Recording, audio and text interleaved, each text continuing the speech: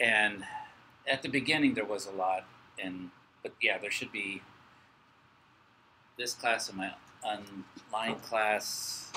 So there's about 60 students total. So 5 are here.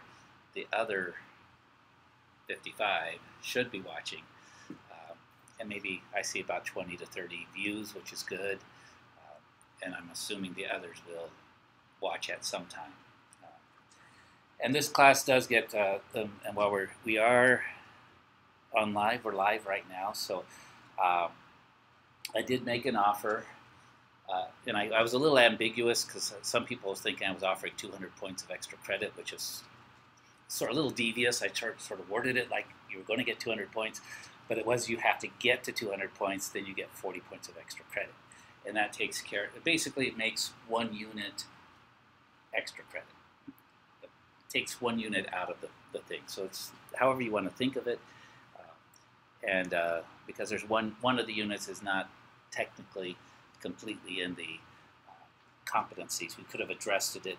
The one thing that is about regression, and that we could have addressed in the statistics. So that's why I do it, but I used it as a motivator to get people to get busy now, so we can get at least to 200. I think. See, this is unit. Today is our 11th unit. So if you've completed everything on schedule, you should have 10 units completed. That's 400 points. That's really all that you're responsible for now. So you should be at 400 points, not 200, but at least if you got to 200. I was just getting concerned with some people who had maybe 1 or 2 units. I've seen it all done before, but that was the idea. So through this weekend, I'll update grades again, and we'll see if someone's close and they didn't make it. I'll give them a little extension, but I just want to see people working so that they can successfully conclude the class. The last part of the class, we have how much? We have almost 500 points. That's where 500 points is available. 250 for your project, which really is not that big of a deal. It's just do a little bit of research, find a couple things of math embedded in something that you do or something that you're interested in. So it's kind of the presentation's 4 to 6 minutes, how math is used in some topic. And the goal is that then we get to hear about all these different ways math is used. And the typical thing is students will think they need to do, since it's a final project, that they need to do so much more work than they really need to. I believe that just by examining it, you can sit and do some research. It is a few hours, but it's don't get tied up. Just do something. And so if you don't have your topic yet, talk to me, email me. Really, anything will do. It doesn't have to be a topic we discussed, but yeah, we've had a couple like the math and art.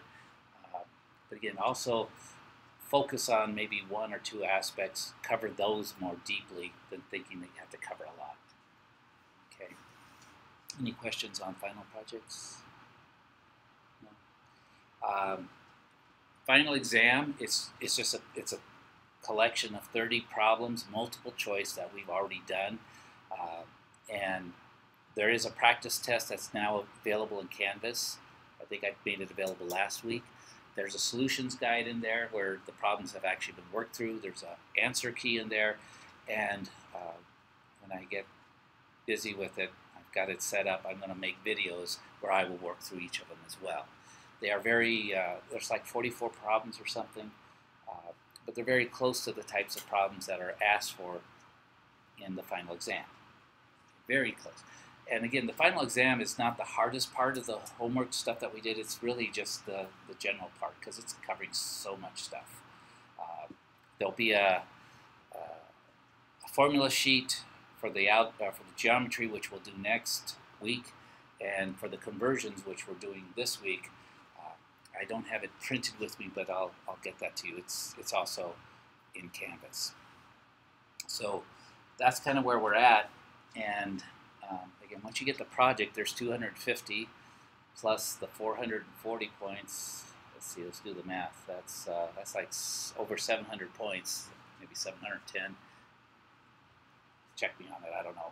But it's 700 points. There's a C right there. You've passed the class without There's got to be more. And then there's extra credit too. So if you did the extra credit, you're easily up to a B. Okay. And I'm going to release. I keep saying I'm going to. I'll get it done today because I just have to make it available. But there's going to be one more extra credit, and I call it sort of alternate credit.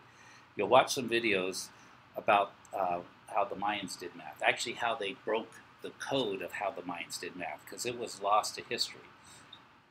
They rediscovered how it was done, and it's a great story. It's a documentary that's on PBS, and I've got various parts of it.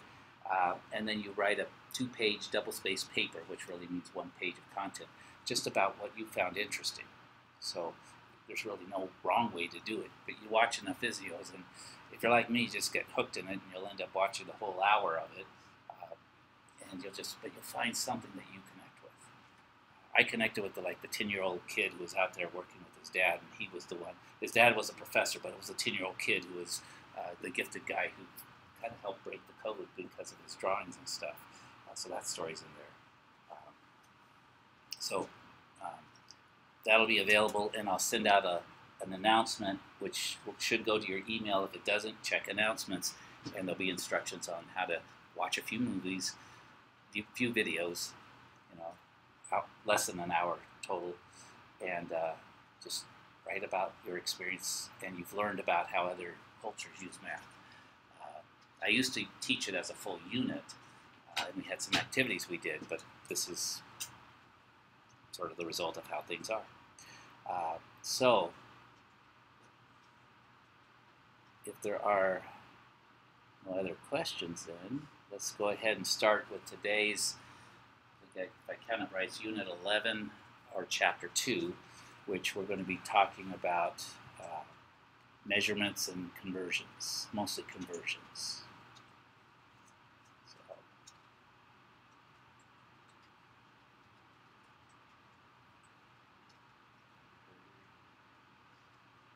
conversions.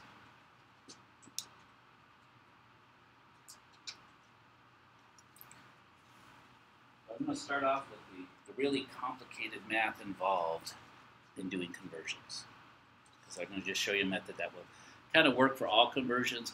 We'll take a special look when we get to the metric system, that if we're within the metric system, we could use this method I'm going to show you now, but you'll see there's actually an easier way, and that easier way is using a chart that allows us to move the decimal left or right. That's all you have to do when you're inside the metric system.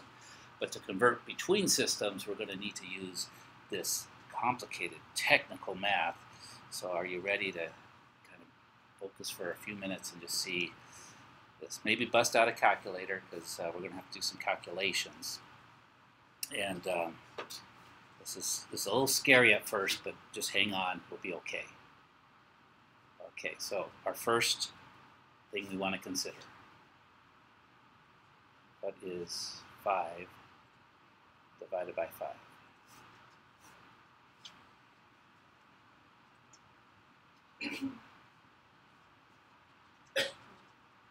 One. You sure? Yes. Good. We've got to be sure about this. So is this really? Okay, so that was, let's get a little bit harder now. That was the easy part. What's 27 divided by 27? You guys are getting good. Okay.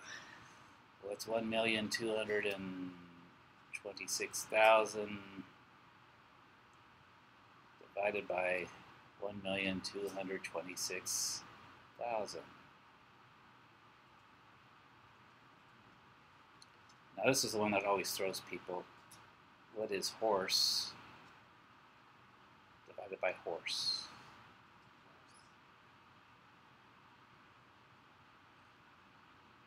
Well, yeah, it's hard to talk about. That doesn't sound like anything too humane to a horse to divide. But a horse divided by itself, if we follow this concept mathematically, anything divided by itself is 1. The horse is, I don't know where the horse went, but it's the number 1. So anything divided by itself is 1. So that's the first major thing you have to remember. And what we're going to use it for is that if we have the same thing on top, and the same thing on the bottom, that mathematically that becomes equal to 1. Okay. Now what we're going to use is things that look different but are the same. So like some people call me Mike, some people call me Michael, but since I'm the same person, if I were to divide into myself, what would I get? 1. Okay, so that's the mathematics. It may look different, but if they are actually the same thing, the same quantities, when we divide them, we get a value of 1. Okay. Now here's the other really complicated part of the mathematics. Let's see if you can follow along with this. What is 5 times 1? 5. Sure about that? Good. And your 1's multiplication. What is 27 times 1? 27. What is horse times 1?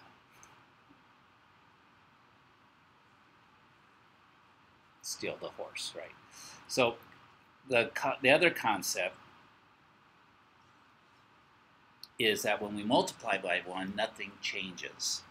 It's still the same thing it was. So when we divide something by the same thing divided by the same thing, we get 1. When we multiply by that 1, we get the same thing. But what we're going to do is, conceptually, it's all going to look different, okay? Because what we're going to be dealing with is units of measure. So let me ask you about this first one. Actually, let me get a nice clean screen to start off with. So would you agree, since we're in a land that uses, I guess, what they call the British measuring system, because it came from the British, sort of, it's not the metric system, but would you agree that that if you have 1 foot, that's the same thing as 12 inches? Okay. So that's, and again, we have a sheet that has these kinds of facts. Some of these facts are not going to be readily available to us. You know, how many tablespoons are in a teaspoon, how many cups are in a quart. We might not know those, but we will have a sheet that will tell us these. But what we're looking for is that there is always some place where this much of something equals that much of the other thing. Okay? So if 1 foot is equal to 12 inches, if it's the same thing, what is 1 foot divided by 12 inches?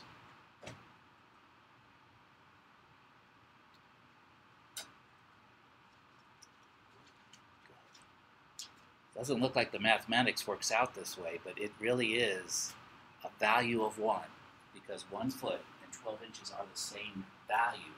They're different numbers. And again, we're going to do the math on this, but conceptually, this ratio is 1. Okay? So that means we could take that ratio and multiply it by something and not change it. We don't actually change the amount of the measurement. What we're changing is the units that it's in. Now, the thing is when we have this statement of equality, we get 2 different ratios. What would be the other ratio that we get out of this?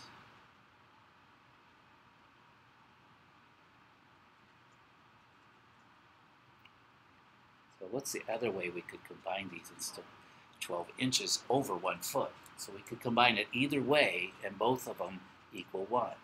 So we could say 12 inches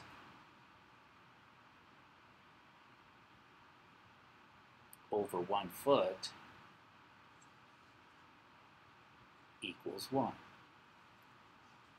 And that's true too. So the whole thing, this conversions really breaks down to this one method. We've got to know a fact. Somebody's got to give us this fact of how much of this equals how much of that. You'll see in the homework, we're converting units of currency.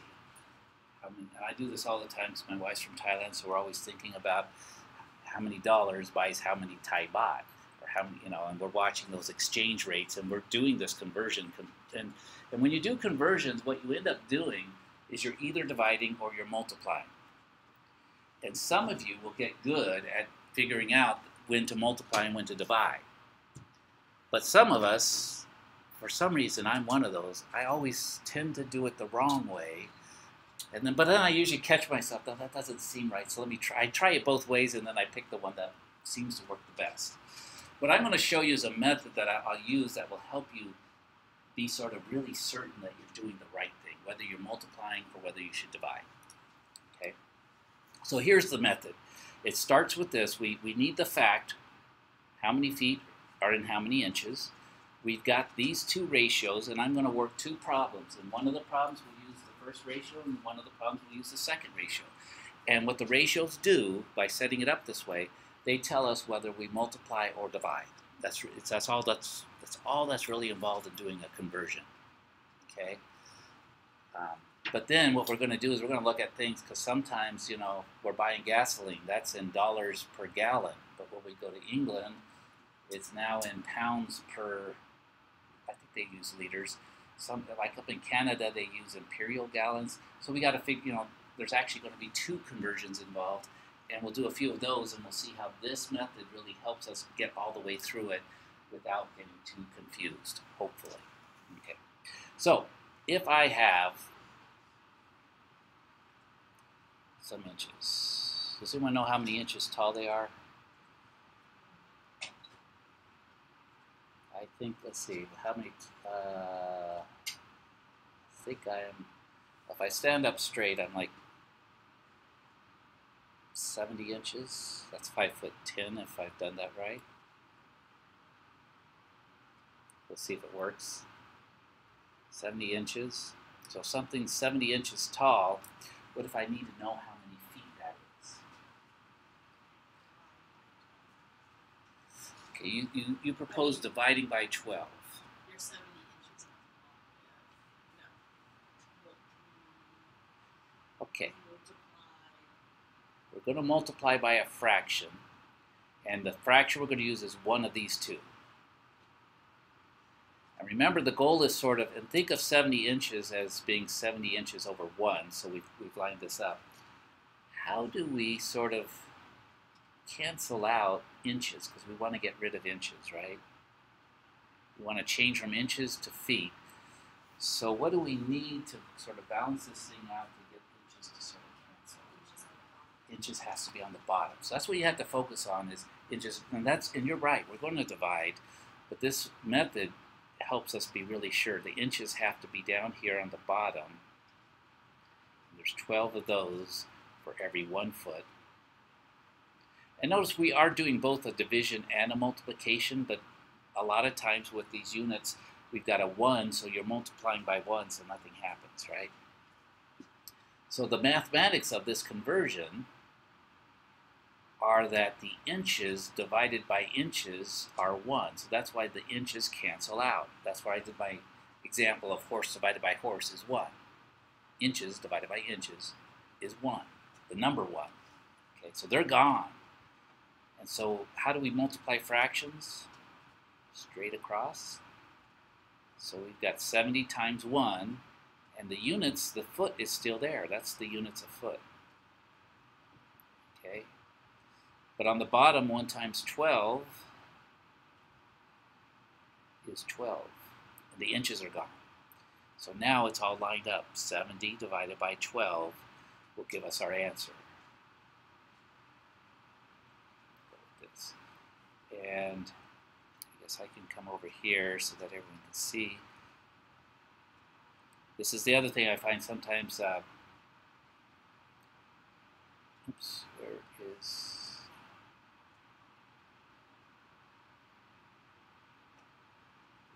We'll just go with the simple calculator. Okay, so this thing, we're just going to take 70 divided by 12. We get 5.833.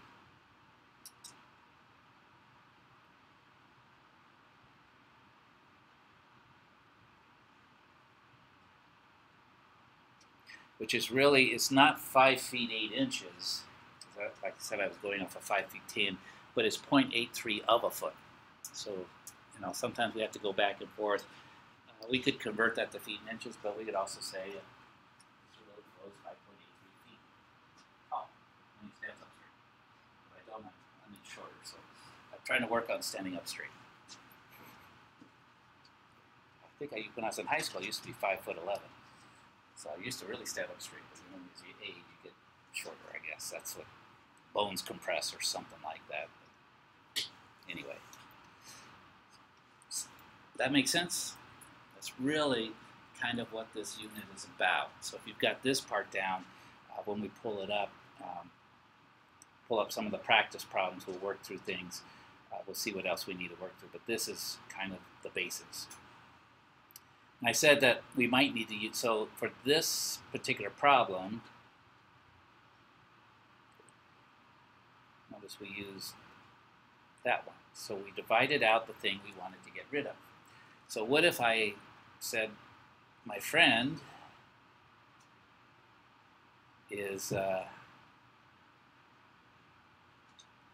7 feet tall, and I want to know how many inches he or she is. Pretty tall. I guess my grandfather's cousin is like a 7-footer. So how would I convert that from feet to inches? Again, thinking up in terms, we're going to multiply or divide, yes, but how do I figure out whether to multiply or divide?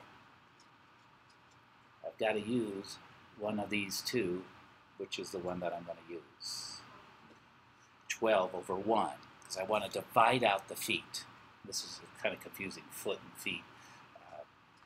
So we'll do it as 1 feet, which is not quite right English, but it makes the math look a little bit better, right? Because the feet are going to cancel out. When you have plural of foots. Yeah, you can't. Anyone have that confusion when you were a kid? That the feet, that the plural of foot is feet, not foots? I always called it foots. Just saying, put an S on the end, you make something plural, right? I don't know. 12 inches go in the top, right? It works with the inches. You just put an S on the end, or I guess an ES. And then we do our magic that when anything is divided by itself, it's just a value of 1. And when we cancel out a value of 1, we're multiplying by 1, so it's like nothing happens, right? So that's what makes the feet, the units of feet disappear. And yes, we will multiply straight across. So this gives us 7 times 12. And notice the units that are left behind are inches. What happened in the bottom, we just have 1 times 1. I guess we could just do that in our head. That's just going to be 1, which we don't need to write. So yes, this is a 1 where we're just going to multiply. So, and if you spot that, that's okay to do it that way. You can just, I just need to multiply by 12. I don't need to do the setup. But you're going to find this setup's going to be helpful when we get to the more complicated problems. So the idea is that you take these simple ones that you know how to do, you learn this method, so that when we go to the complicated ones, you're able to apply the method. Okay, 7 times 12 is 84? Yeah, because 7, yeah. So we end up with, we'll do that here. 7 times 12 gets us 84 so we're 84 inches tall.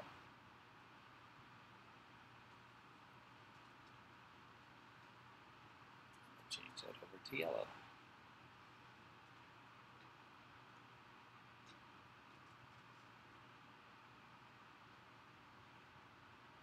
So notice how every conversion involves knowing a conversion fact.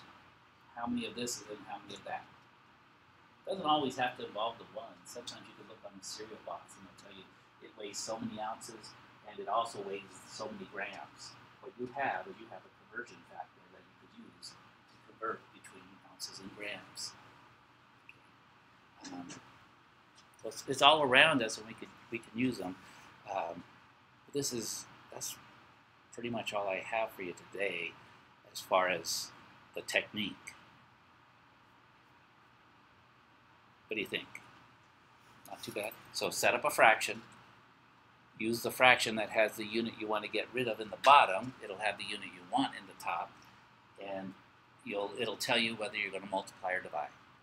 When we get to multi-step problems, you just set it all up, and you'll be multiplying and dividing sometimes, but the problems, the units, will set themselves up.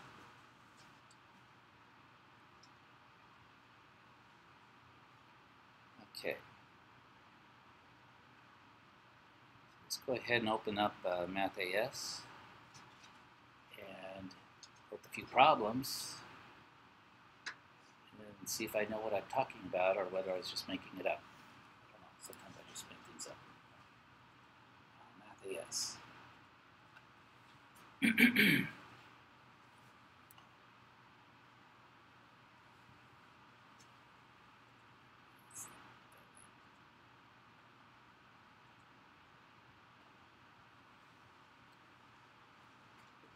Okay, so we are 41 spring semester, and we want to go to Unit 11, which is Chapter 2, Measurement and Unit Analysis. And what would you like to do? Shall we just jump into the reading quiz? So I think that'll provide it. Challenge questions. I don't know what those are about. It's hidden. But you'll have your homework and your chapter tests, so that the reading quiz should give us a good start. I do have a PowerPoint, but I kind of like just doing this free form. So let's see how this works. And you're going to see that's basically, for most of the part, all we're going to do. I can just do this part, right? So that's what I like to do, is start off doing something like we just did, and then move forward. So we're being asked to convert 1 foot, well, we're told 1 foot equals 12 inches. It says use the factor label method to convert 9 feet to inches, kind of like what we did, but we did 7 feet, right? So it's nice because they have these drop downs here, right? We could either use feet, inches, yards, gallons, square feet. So again, I'd like to always focus on what's going to go on the bottom. So since we have feet up here in the top, what needs to be in the bottom? Feet. Okay, so we'll choose that, and then we come up here, and the thing that goes with the feet, well, there's only going to be one of those for the conversion factor. Okay, so feet are in the bottom. That's this side. It forces that the only thing left is inches to be talked about in the top. So we put inches, and then we put our 12. So there's our conversion factor. So what are we going to do to convert?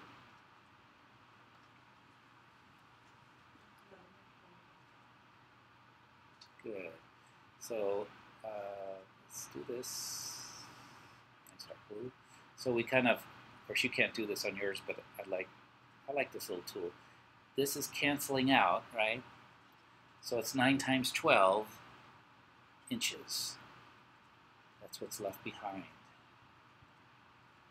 Let's switch back to this. 9 times 12,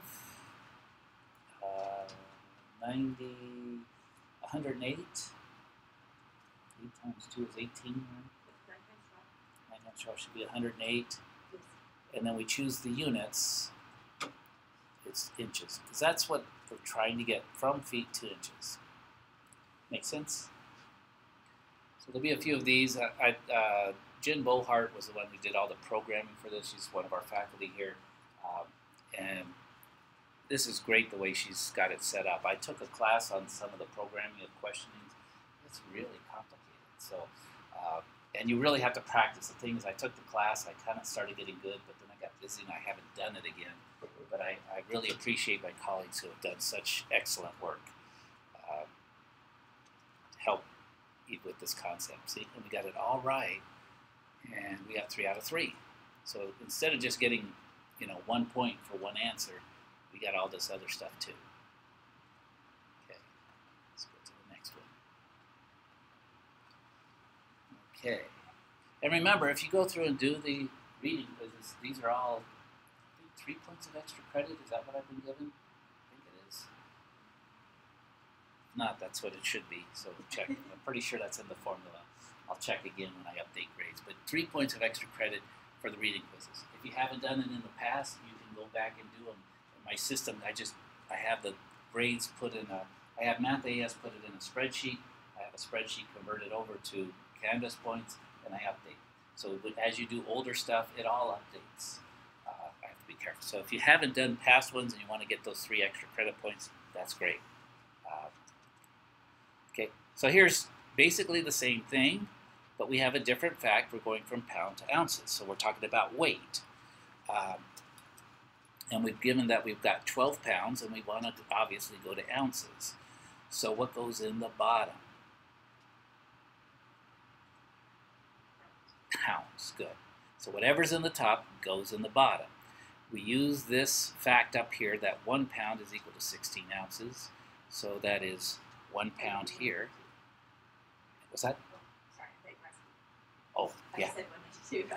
Well, oh, so you're fast. You're good. That's good. So once you get going on these, yeah, you'll be faster than I can get them set up. But the setup is really what is helpful in knowing that, yeah, this is going to be a case where, because I want ounces in the top, so that's 16. And you'll get good at doing this. I multiply these rather than divide them. We're going the other way. And again, what ends up happening is that the pounds cancel with the pounds. We multiply straight across, 12 times 16. And the bottom's just a 1, so we're okay. So 12 times 16, 190. What'd you tell me? 192. 192? That sounds about right. 6 times 2 is, yeah, that should be 192. So do the math, or have somebody else do it for you. That's fine. I like when other people do it for me because they're usually right. Sometimes I'm right, but ounces, because that's all that's left, right? So that's how this works. What's going to be cool is we'll soon get to problems that are going to be more complicated with multiple conversions, and then I'm sure we'll run into something with metric in here, and then we'll talk about metric, and then we're pretty much set for the day, and then we can maybe spend some time, crank out some problems, and just bust this one out. So let's submit it. Got our points. We did good. Okay. So that's good. That's cleared. Let's go to 3. Oh, another one. Not too bad. So do you want to do this one or want to keep moving forward? Move forward? Okay. You're getting bored with it already. That's what we like, is when math gets so simple, you say, heck, we could do this. Good. Okay, now here's one. Maybe we want to do this one because it's a word problem. Yeah. And again, I'll show you how I sort of go through a word problem. I start at the end and I look for the question mark. And I look for the question word. How many tons of trash did this equal? So we're looking for tons of trash. Now that I know what we're looking for, before I start reading, I start looking for numbers, because I found in math class, usually that's what we use is numbers, right? So here we've got 190, here we have 40 pounds. A municipal trash facility allows a person to throw away a maximum of 40 pounds of trash per week. Last week, 190 people threw away the maximum allowable trash. Ooh, well, that's a lot of trash. So how many tons of trash is equal? So there's a little thing added here. We actually have to do a calculation to figure out how much we have. What we're going to have, though, is going to be in units of pounds. They want the final answer in tons. Okay. So how would we figure out how much trash in any units was thrown away that week? There we go. Yeah, because 190 people each threw away 40 pounds.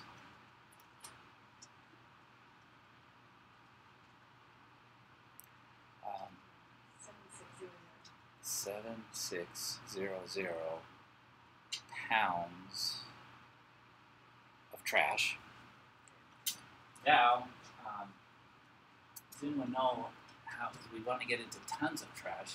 How many tons are there? There's actually 2,000. It'll be on the conversion sheet, which I'll pull up and print out, but it should be available for you somewhere in the book. So the book has it right now. You might want to just either print that page off, but for right now we'll do this, or just have your phone with you and Google it.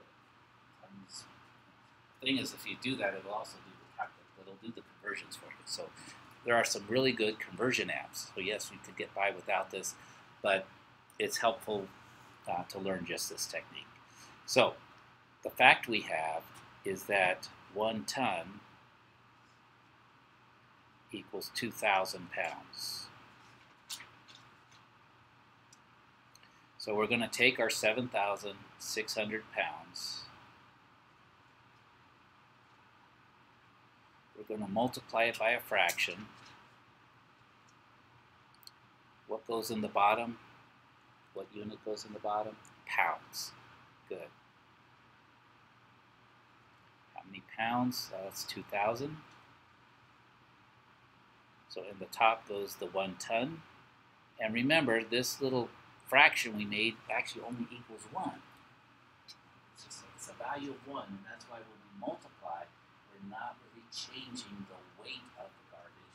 We're just reporting it in different units.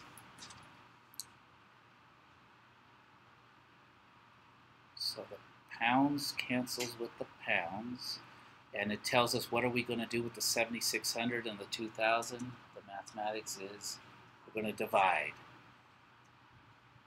Okay, so like I said, all of it pretty much is just either multiply or divide. In this case, it's divide, the darker green. So 7,600 divided by 2,000, 3.8. 3.8 tons of trash. Okay. And it just shows you we use different units for different amounts of stuff. The sign posted, you can only throw away 40 pounds individually. But if you get a whole community, we're soon going to be, we want to talk about 7,600 pounds of garbage. We want to start talking about tons of trash to make the numbers more understandable. Humans tend to like smaller numbers, so then we get to bigger units. Okay, and again, we just put that in 3.8, and we should be correct, and submit it. Okay, not too bad. Okay, let's take a look at 5. Okay, what have we got here? Question is here. Here's a question word. How many cups of lemonade will she have? So I know I'm looking for cups, and then I go to look at the problem. Again, I don't really read it. I just look for numbers. There's 5 quarts. I don't see any number. Oh, there. Look at this. 1 gallon. So sometimes they write the numbers as words. So let me see. Suki is making lemonade to bring to the beach. She has 2 containers. One holds 1 gallon and the other holds 5 quarts. If she fills both containers, how many cups of lemonade? Oh, this is tricky. We actually have to do 2 problems to answer this one question, right? So we've got 2 containers. So she's going to fill 1 and she'll have 1 gallon. The other she fills, she has 5 quarts.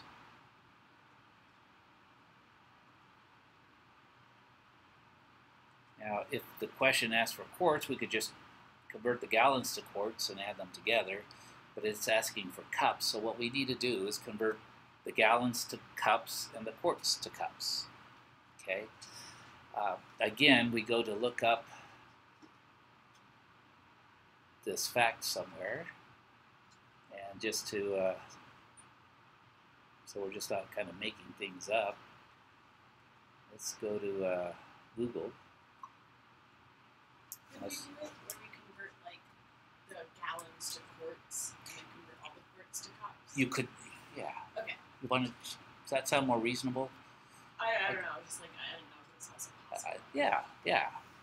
But for either of those, we have to know how many gallons. In fact, actually, that might be the easier way to do it. Let's. I'm just going to Google gallons to quarts. Gallons. Let's see. Gallons to.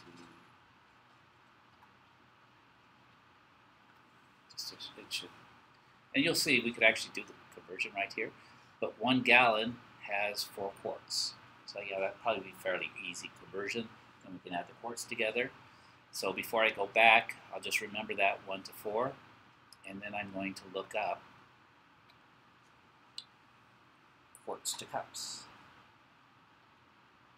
Quarts to, well, quarts is with an S, not a Z.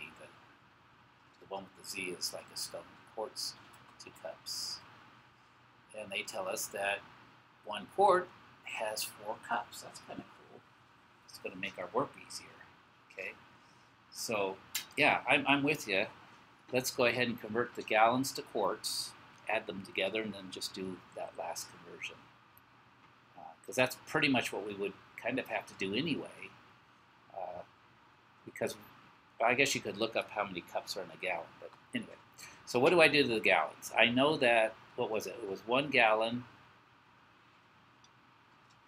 equals 4 quarts. And then we looked up that 1 quart equals 4 cups. Okay, and again, this is contained in the book. They have all these facts for you, so you actually won't have to look them up. When you come for the final exam, we will give you a sheet that has all the conversion facts that you would need. You're not going to have to look them up. These would be on the table somewhere. Okay, so I'm going to multiply by gallons in the bottom. Right, 1 gallon, 4 quarts in the top.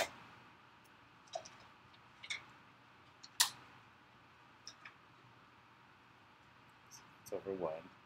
Again, what happens is the gallons cancel each other out.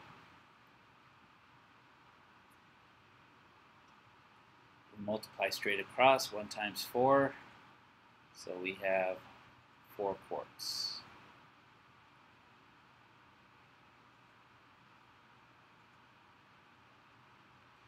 We take the other container of 5 quarts, we add those 2 together now because they're in the same units.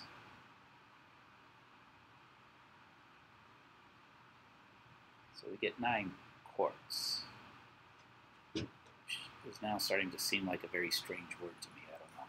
Sometimes you say a word so many times and it kind of seems weird. That's where I'm getting. Now what do we do with the quarts? So we've taken care of all of this. We have 9 of them. We need to convert them. So what's our factor that we're going to use?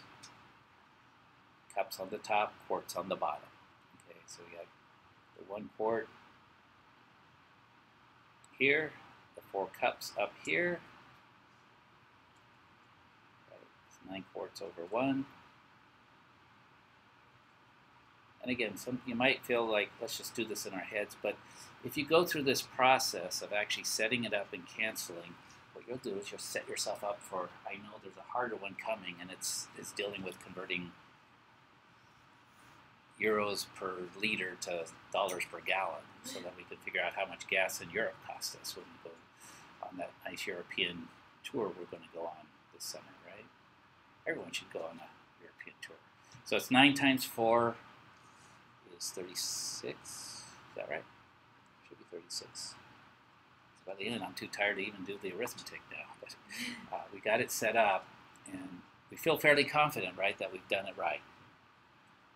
And again, if I use my intuition, oftentimes I would end up multiplying when I should have divided, or dividing when I should have multiplied. And when I set it up this way, I get it all in the correct order. Okay, how's that?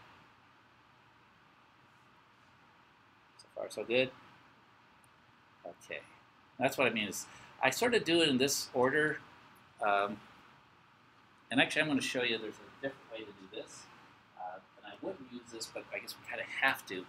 But I'll show you two ways to do it. We'll do this with the system we've been using. I'll show you it works, but then I'll also show you the chart that we should use and how that works. Okay. So centimeters, we've got this fact: 1 meter equals 100 centimeters. So centimeters, we're going from centimeters to meters. So we want what in the bottom? Centimeters. Okay, so that's kind of just get, and how many centimeters? That's 100. And then in the top would be the other unit, which is meters, because that's what we're converting from, and there'd be 1 meter. So just telling us, we just take 486 divided by 100. Okay, if you put it on your calculator, but what you end up doing is when you divide by 100, you move the decimal to the left 2 places. So our answer is going to be 4.86. And that's the beauty of the metric system being all base 10, is to do the conversions, we always move the decimal one place or the other, either to the left or to the right. This will help us do it, and I'll show you another chart that actually helps us do it. It's our final units. Centimeters cancel, so we're left with meters. Okay. Perfect. Okay, what I'm going to do is show you another way to do this. Since we've gotten this far, let me go ahead and show you from the textbook. Pull it up.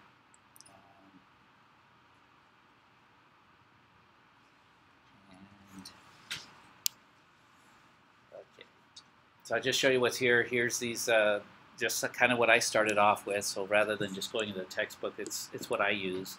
You get the two different ratios from the fact. So here's a couple ones that are set up. And then they'll show you some calculations like we just did, how to convert from feet to inches, and so forth. So there's a lot of good examples in here. Yards, so and that's all it is setting up the ratio, multiplying, canceling out what you don't want. But when we get to metrics, which is like way down here, so yeah, see there's all this stuff. How many cups are in an ounce? How many pints in a cup? Quarts and pints, quarts and cups, gallons and quarts, gallons and cups. So that's all there. Okay, and I think there's for the test. I'm not thinking. I know there's these facts are in a compact sheet. No, I'll get those out to you as well. Okay, so a lot of good examples in here. Then we start talking about what metric is. You know, if you're measuring length, mass, which is sort of weight, and then volume, which is space. Okay. So they talk about it. This is sort of the chart. If you can cut this out, tattoo it to the back of your hand or something, you'd always be able to do it now. Just if it was like maybe a henna tattoo, those go away after a while. But this is all you really need to remember. And so let me show you with this up here. But we had 486 centimeters, and we wanted to convert to meters. So what I do with this chart is, well, I've got centimeters, and I want to go to meters, so I have to move 2 places. So I take the decimal point, which is actually, it's an invisible one sitting here, and I move it 2 in that direction. 1, 2. My new answer is that the meters are 4.86 meters. Okay. Watch if I wanted to say I had 3.5 meters, and I wanted to know how many millimeters that was. To do that problem, I start at the meters, and I just count. 1, 2, 3. I need to move it 3 places, and I need to move it 3 places to the right. So to get my answer, I take 3.5, move the decimal 1, 2, 3. There's the decimal. I fill in the empty spaces with zeros, and that's how many millimeters I would have. Isn't that even cooler than what we were doing before? Wouldn't it be just cool if the whole world went to metric? Oh, they already have. Just the U.S. and one little place, I think Bahrain or something. You could look it up. There's one place in the world, maybe there's two, small countries, but the U.S. is the only other country that has not officially adopted the metric system. If they had, we would just use this and we would have been done in the first 5 minutes. Wouldn't that be cool? So part of this is culture, and we hold on to our inches because I don't know, there's something culturally interesting about it, I guess. But it's hard to convert. But I remember in 7th grade they were saying, yeah, by the time you get done with high school, we'll be all metric. Everything will be metric. Well, that was 1980. We're still not all metric. It didn't happen. But this would make those conversions easier. 3500 millimeters. Okay, so this chart, and again, you will have this chart. It's part of the table that's in with the loans, and with the final exam review stuff. Just move decimals. So for staying within the metric system, we just move decimal points forward and backwards. So if you take chemistry, physics, this is the kind of stuff you'll be working with primarily. Okay, so we'll go back into the reading quiz, pick up where we left off. Oops, oh, it didn't remember, but we finished 6. Let's see what 7 looks like. Find the unit rates. This is even a little bit easier. If necessary, round your answers to the nearest hundredth. Okay, so this is not a conversion. A unit rate is how many items are for one or the other. So when they do dollars per kilogram,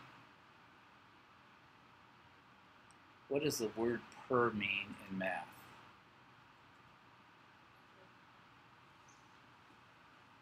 Actually, it means to divide in this case. Sometimes when we see it, we end up multiplying because it's part of solving. But dollars per kilogram, that's how many dollars for each 1 kilogram. So it really is, the way we solve it is we take the two things that we were given, 4 kilograms for $8.19. The dollars go on top, $8.19. The number of kilograms go in the bottom, abbreviate that kg. And then what we do is we just divide the numbers. Even though the units are different, what we're trying to do is find a unit rate, which gives us really, what we're really doing is dividing both the top and the bottom by 4, so that we're finding out what's the cost of 1 kilogram. Okay, but the mathematics is we just do 8.19 divided by 4.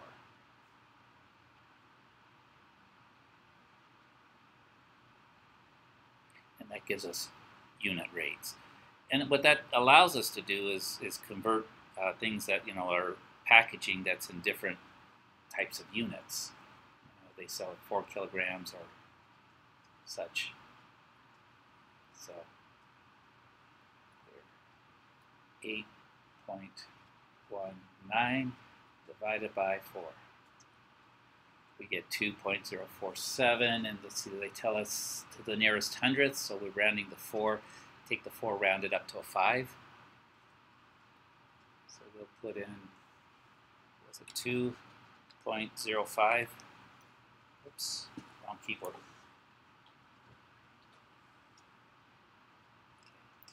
And this other one, because I've got kilograms per dollar, we're just going to switch it around. So it'll tell you if you've got $1, how many kilograms could you buy? So if you've got $2.5, $2.05, you could buy 1 kilogram. That's what that tells you. This next one will tell us if I had $1, how many kilograms could I buy? And it's just the reverse. I put the kilograms on top, so that's going to be 4 kilograms. I put the dollars on the bottom, and what I'm giving is 8.19. Notice this is not a conversion, but it's getting a fact in terms of kilograms per dollar. 4 divided by 8.1, and that's going to be calculated reversely.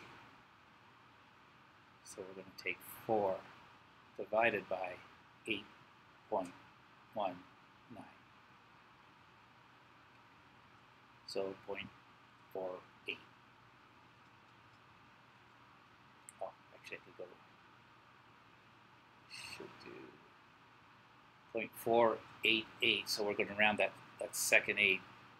We're going to have it as 0.49 because they want to round to the nearest hundredth.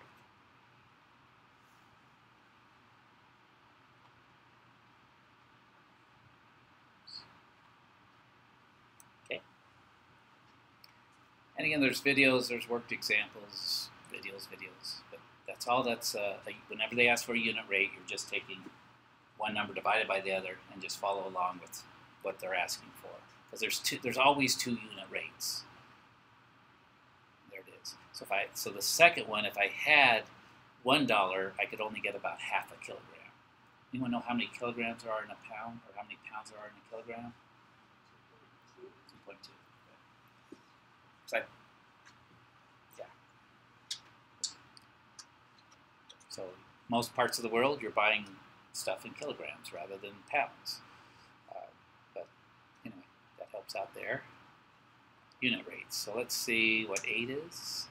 And again, I know there's one that's, here we go.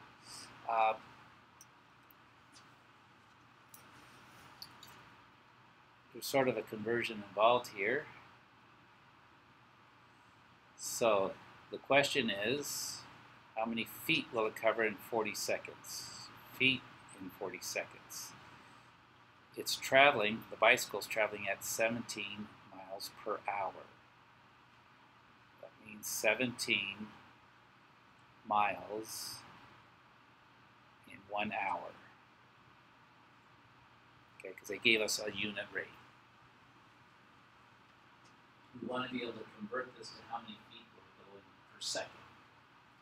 And then what we'll end up doing is we'll multiply that by 40 seconds.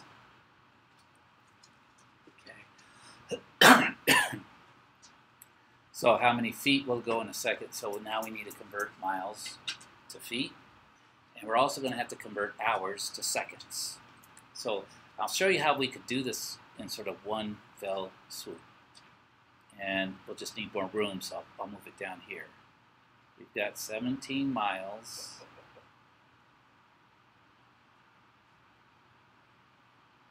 in 1 hour.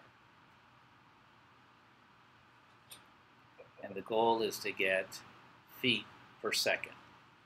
So, does anyone know how many miles, how many feet are in a mile?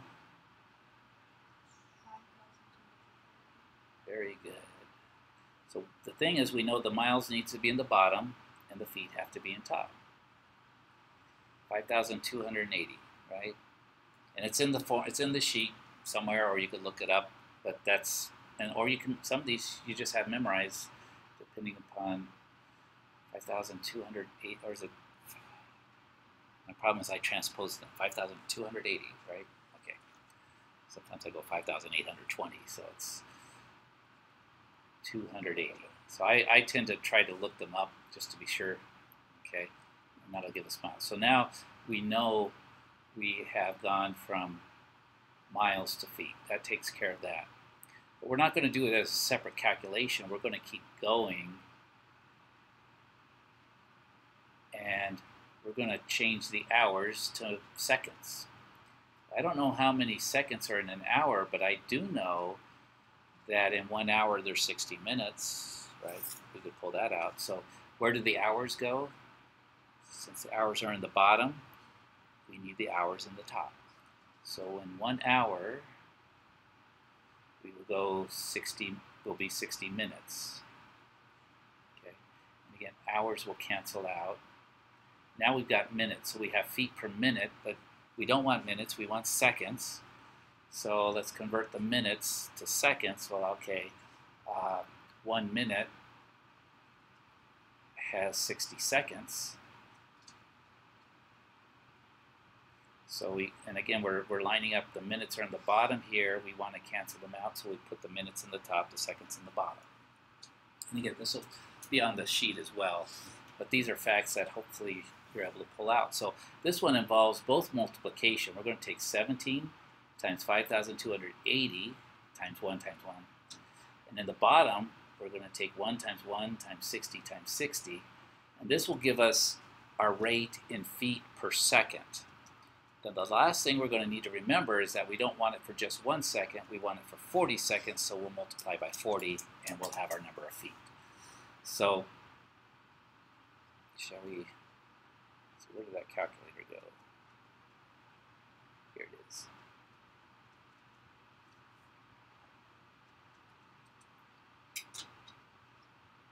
There we go. So we're going to take 17 times 5,280.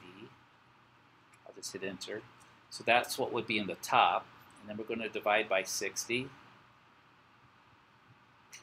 then we're going to divide by 60 again. Again, you could also multiply or whatever, do it anyway. So it's 24.93.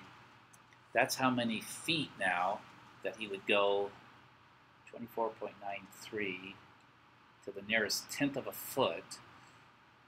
24.93.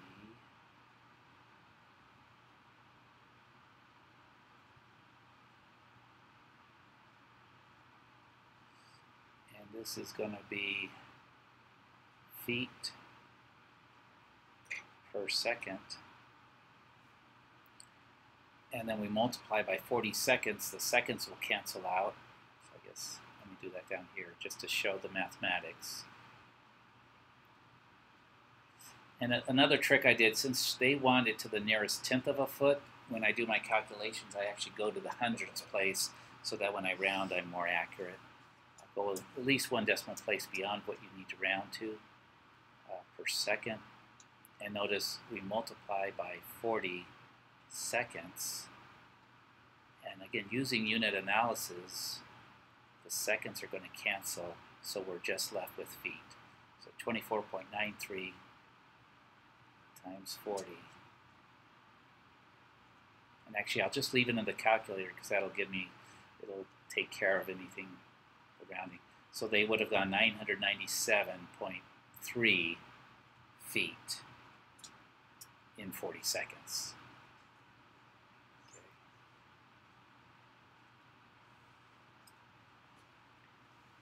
What was that, 900?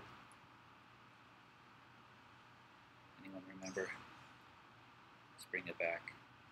997.3. 997.3.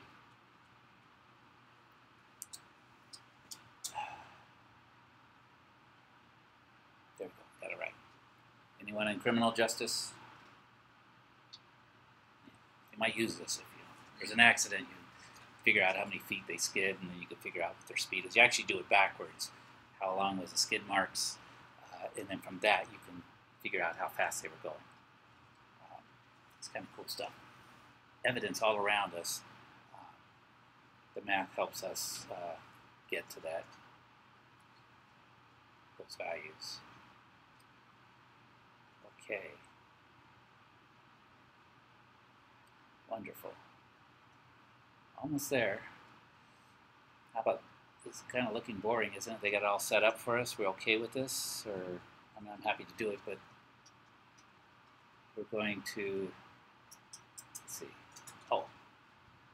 Well, this is a little different because it's not, but it's the same thing, only different.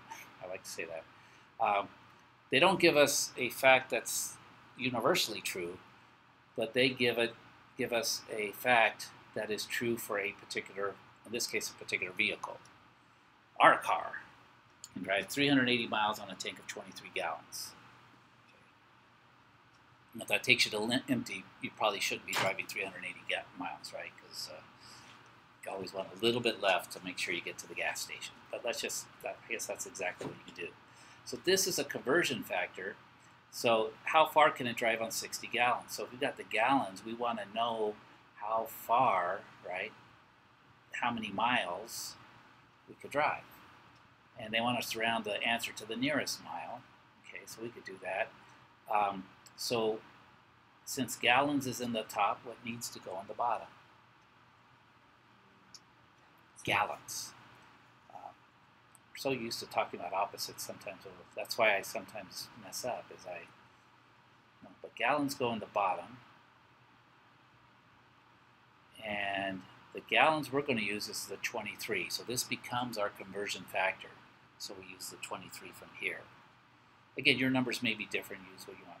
And then in the top, the miles have to go, and we put the 380 up there. So it's just like a conversion factor, but it's for a specific car. And so we do a multiplication and a division, but it tells us how to do it. So 60 times 380 divided by 23.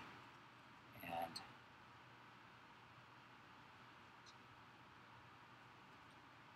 let's clear this.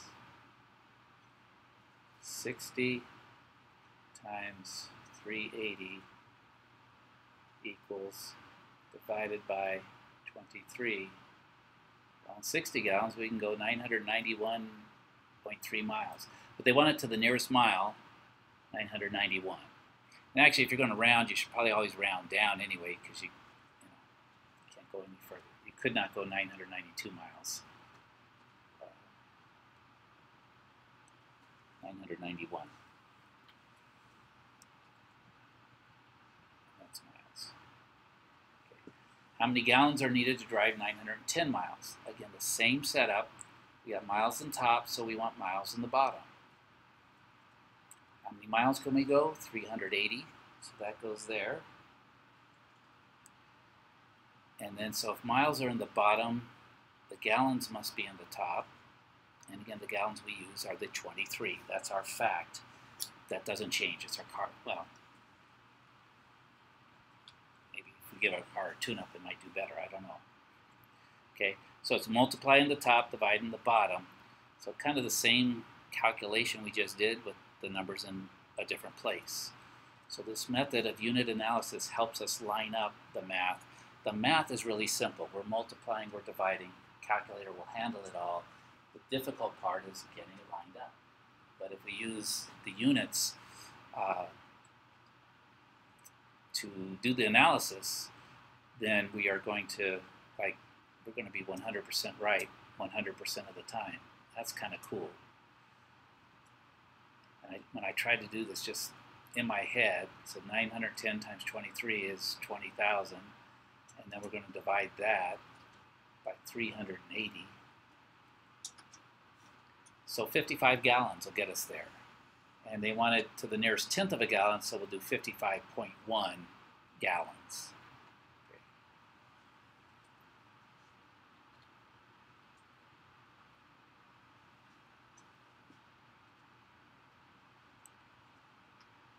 And again, you can see the miles will cancel with the miles. We're left with gallons.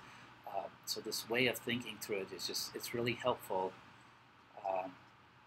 And you will consistently be able to get right answers, and you will get to a place where maybe you'll just mentally be able to start looking at them. You won't have to set it all up, but it's because you did set it all up enough times that you internalized it, and that's great.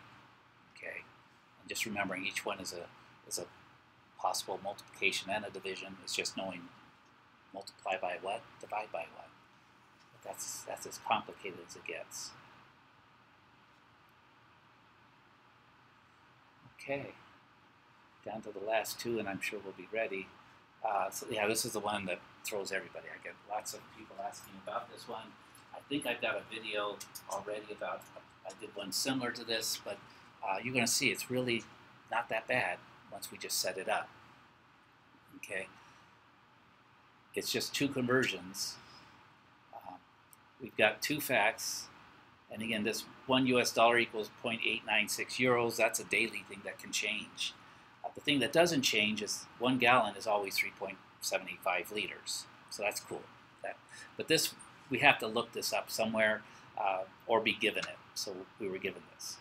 So the question's going to be, question mark here, what's the equivalent cost in US dollars per gallon? So we want to get dollars per gallon. What do we have? We have 1.2 euros per liter.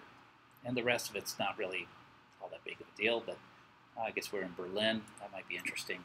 Anyone been to Berlin? Anyone been to Germany? How was it? Good? I've always wanted to go down the Rhine. They have those Rhine tours, the river tours. I don't know. I sound looks like fun. But okay.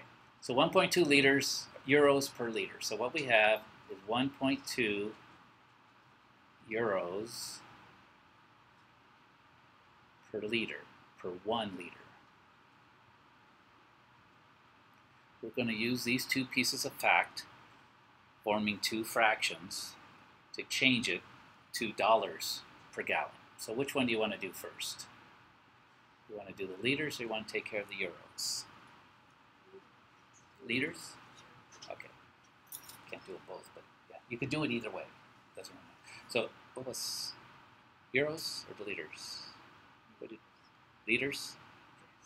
So okay. So here's the so liters are in the bottom. We need something that has liters in the top. We look at here's the liters, 3.875 or 785. I transpose too often, even when I'm reading. And then in the bottom is the other fact, the 1 gallon. Okay. So what we've done now is the liters are out of the picture. Gallons is going to be our units. The only thing else we need to do, get the euros out of the picture so that we're talking dollars. Euros is in the top, so we want euros in the bottom. We look for our fact here. That's going to be 0.896. And then what goes in the top is the new units, which are going to be dollars. And that's 1. 1 US dollars equals to this. So euros are going to cancel out. And notice the units that are left are going to be dollars per gallon. We multiply 1.2 times 3.785, and then we divide by 0.896. All these ones in there, just remember, whenever we multiply by 1, nothing happens, so we don't really have to worry about them.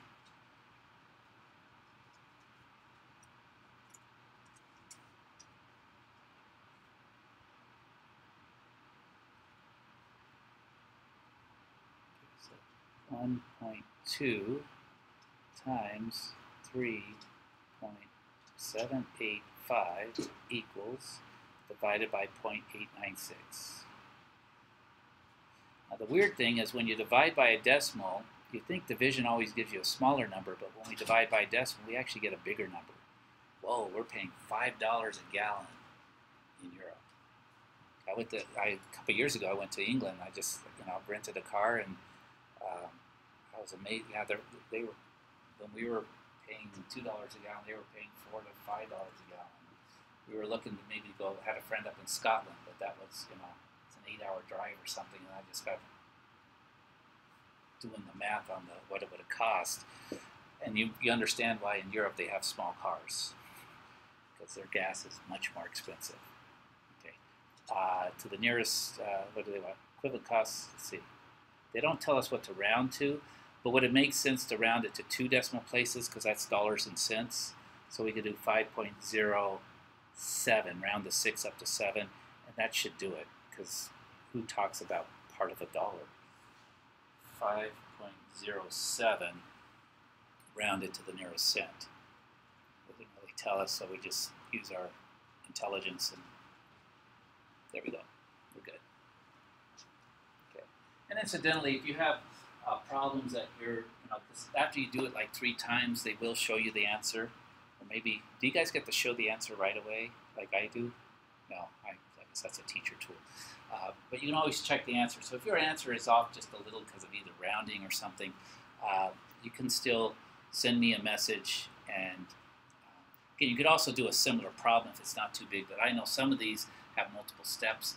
So if you're basically right, email me, and if I agree with you, we'll give you some points. I just click a button that says give you all the points.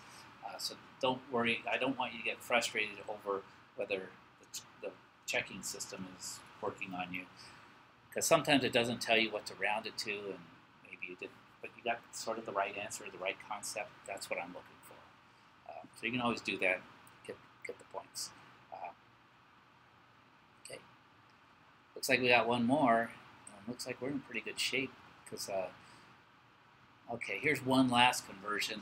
And this is really the only conversion that we do on a regular basis that involves a formula.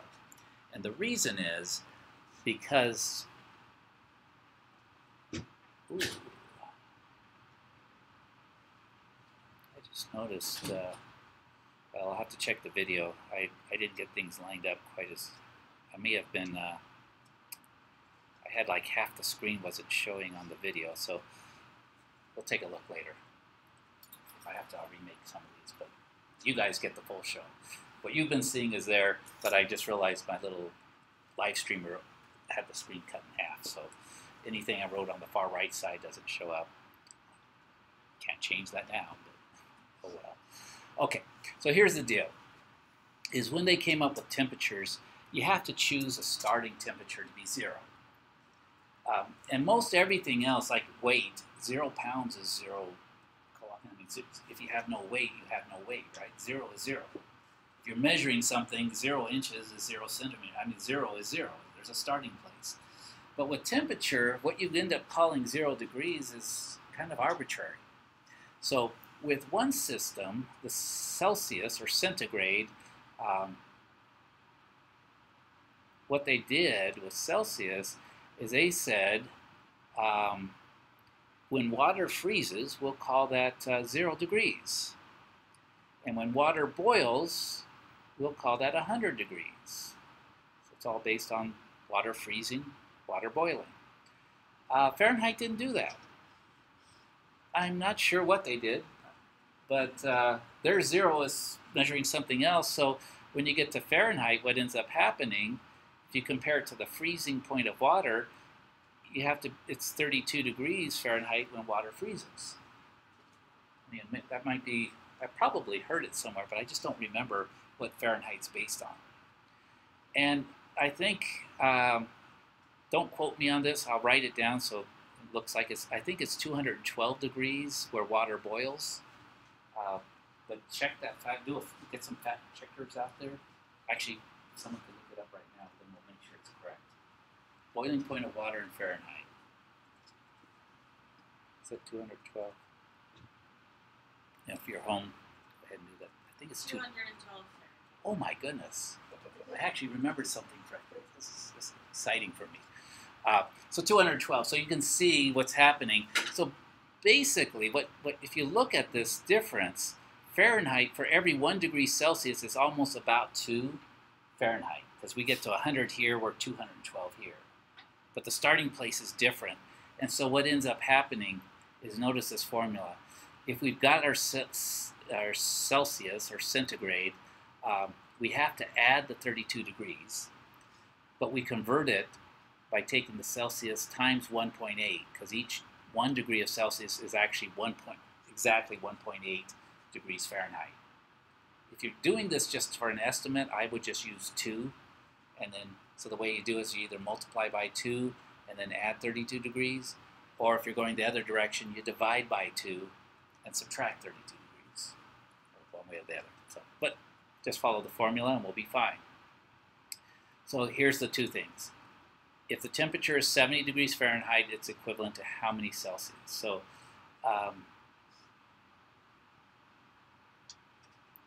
since Fahrenheit equals 1.8 Celsius plus 32, if we're going the other way, what I'm going to do is I'll actually solve this equation for you using some algebra. But what's better is if you just have both formulas. So I'm going to give it both formulas. So to get this formula, to solve it for Celsius, what we do is we subtract 32. Subtract 32. So we're going to get Fahrenheit minus 32, so you subtract first. And then we're going to divide by 1.8. Divide the whole thing by 1.8. Those cancel. And so we get a new formula that if we want to know Celsius, we take the Fahrenheit, subtract the 32 degrees, then divide by 1.8. Okay. So if you want to write that down, you'll use one of these two formulas. Suppose Those are the two we're going to use. For this first one, since we're given Fahrenheit, we're going to use this one.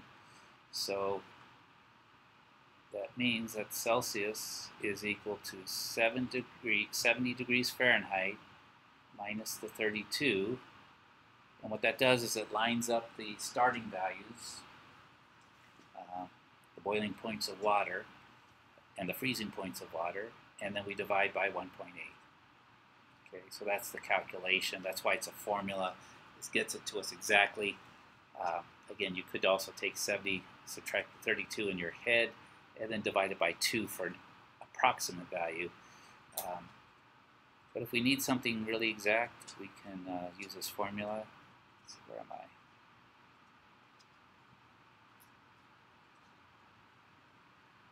And, oops.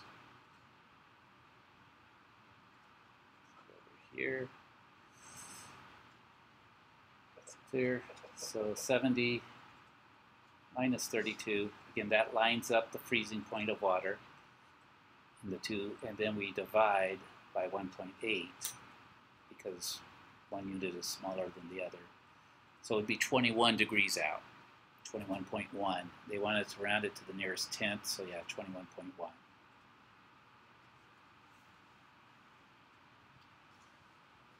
Sounds cold, doesn't it?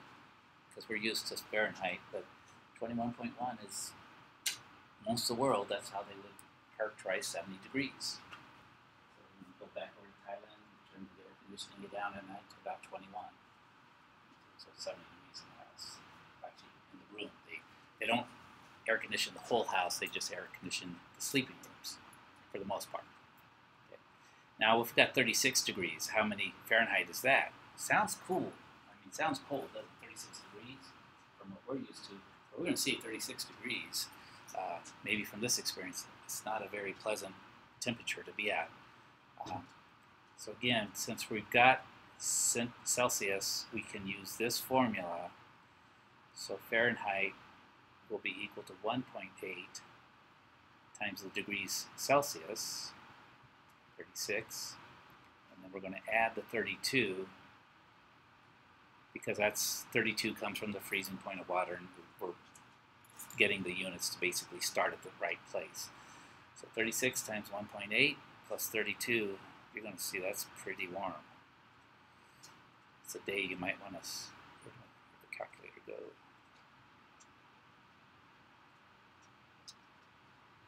There it is.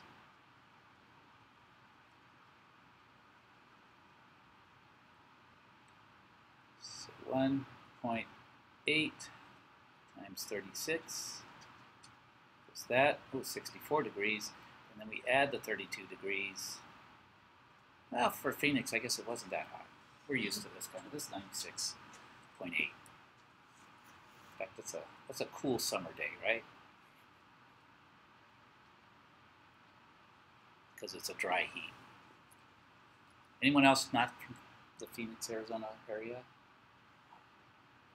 From Oregon. Yeah, not originally. Where were you from? Utah. What part of Utah? Salt Lake. That's a little bit up in the mountains. You get snow in the winter, right? You get good amounts of snow. Yeah. So you're used to. And I'm from Oregon, so yeah, 96 degree was like we'd really be crying by that time, because you don't have, most houses don't have air conditioning. At least not when I lived there. Maybe they're starting to get it now, but a lot of cars didn't have air conditioning. But of course, we'd only get that for like 1 week in summer. Most of the time it was in the 70s. Right now, it's still like in the 40s and stuff. So you just get used. But this is a way that you're able to convert back and forth. Again, it's a formula method. If you're just really wondering, should I wear a jacket or should I wear the short sleeves today, instead of using the full formula, just remember the 32 to match up the starting place, and then you're either multiplying by 2 or dividing by 2. For us, mostly when we go to travel, what are we going to be doing? We're going to multiply the temperature by 2 and add 32.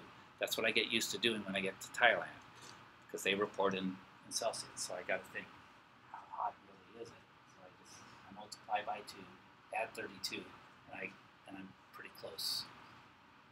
Of course, they've got a humidity factor you have to add in, because it's when you have the humidity, there is a difference between a dry heat and a wet heat. So that I'm aware of, but you get used to either one. Okay, that's the reading quiz. And for the most part, those are the things you need to understand from it. Any questions? Does it seem okay? What we'll do, we use some of this next week, and there will be a problem. There may be a problem in the homework where you're converting inches, squared inches or something, or square yards, because it's talking about area. You have to convert twice, because if you talk about area, that's two sides, so you have to do the conversion twice. So I'm going to leave it at, I know there's only one or two of those. Those could be like your challenge ones, because you don't have to get 100%. But if you want to, just remember, if you have squared units, that means you have to convert twice. Okay? And if you convert twice, you'll be right on top of it. If you have troubles with that or it doesn't seem to work out, just send me an email. I'll do a little video on one of those. I might even have one of the videos done on these. I'll take a look at that. But then next week will be our last unit, and we'll be doing geometry. And it'll be chapter 1. Most classes started with chapter 1 and they went through. I'm kind of going backwards, and I'm hoping it'll be a little bit easier. But what we'll talk about is perimeter and area and volume. Those three concepts, how to calculate them for simple shapes, and then also how to maybe take more complicated shapes, break them into those simple pieces, and be able to calculate perimeter, area, and volume. And that's pretty much it. Then we'll be done. The following week, I'll just to kind of get you advanced, and next week I will have a printed copy of the practice final. It's in Canvas right now, so if you want to preview it and start working on some of it, you could do most of it. And if you look ahead, you could probably do the other parts. But I'll have that for you. So next week, I'll be here, final content area. The week after, I'm going to a conference to present. So I won't be here. I'll have a substitute, but the only thing we'll be doing is working on the practice final test. So putting these together, or if you got homework, but I'll get, I've asked a couple that, Fridays it's hard to get people here, but I got a couple I'm asking people to actually taught this class, because I want them to be here as more of a tutor for you as you work on various things or work on the final exam review. Again, if you don't want to be here, that's fine too. I won't know the difference, but maybe you will. There won't be any live stream. It'll just be a work day to come in. Also, if you want to get some ideas or do some work on your final project, that would be a good time. Then the week after that, that'll be our last class meeting. That's anyone who wants to present can present in class that day. Again, you can also do your final projects electronically, do a video and upload it, but that will be the one scheduled time. And again, those who are on the online class are welcome if you would prefer to present in class. I'm talking to the computer right now. You guys are welcome to come and do that as well. So we'll have enough time, because we can go into office hours if we need to. So anyone who wants to present can come and present. When we're done with that, we can use the rest of the time to do whatever needs to be done. And then I got to get them posted, but I'm requesting computer rooms. I'm going to have 3 different times during finals week. I've got one on Monday morning, one on, I think I'm shooting for a Thursday, and then I think I've got one either Tuesday or Wednesday. I can't remember which one. But I will get those 3 days posted of when you can come take the final in class, where I'll have the classroom, a computer classroom, and you can take it. If those times don't work with your schedule, you can take it through the testing center. I can set it up. Basically, you will log into your MathAS. They will have the password to open it up for you, and it's timed. You'll have 2 hours, just so it's fair to everybody. But again, remember, if you've already done your project and got the points for that, you did everything else, you're already up to maybe a C or a B. So you don't have to do extraordinarily well on the final, but you do need to take it and get some of the points. The more points you get with the extra credit, the less you have to do on the final. But the final's there to kind of, it's more the fact that you prepare for the final, that helps you bring everything together and say, we did all this stuff. And then don't worry, don't get stressed out about the final itself. It'll be very similar to that practice final. You'll be fine. And so there's those opportunities. And I'll check Canvas to see if I've got it posted, but there's one other option. It's using something called ProctorU, where the service proctors you through your computer webcam or laptop webcam. So there's if you're interested in that, it's about $25 to $30. They charge the fee. You pay it to them. I've got to get the test to them, set it up. I'll go through that process. But that would be available. You can take it anywhere in the world. I have one student who's actually in Switzerland. Switzerland? Or what's the other one? No, I think she's in Switzerland.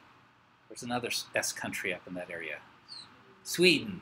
Maybe she's in Sweden. I apologize if I forget it wrong, but she's either in Sweden or Switzerland because that's where her family's from. So she's going to take it using the ProctorU.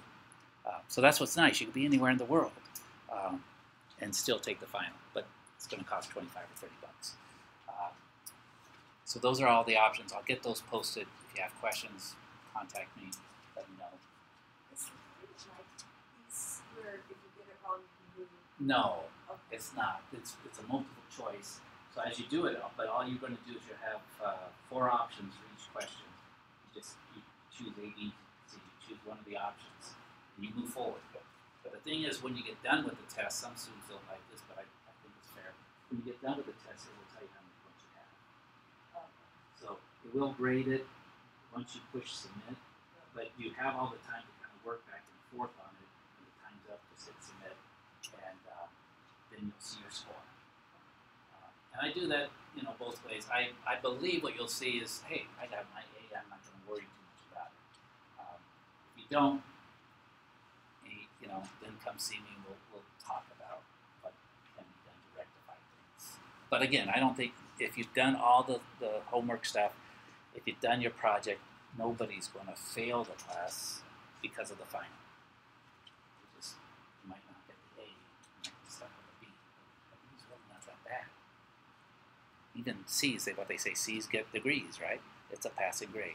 But, I'll work with you on that.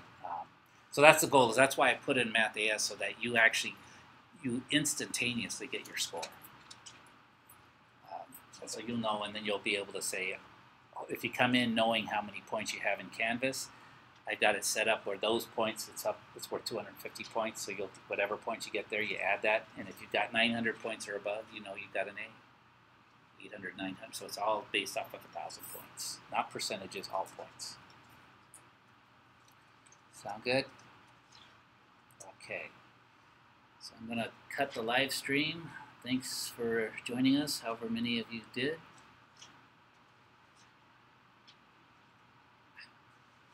Where am I? Okay, adios. See you next week.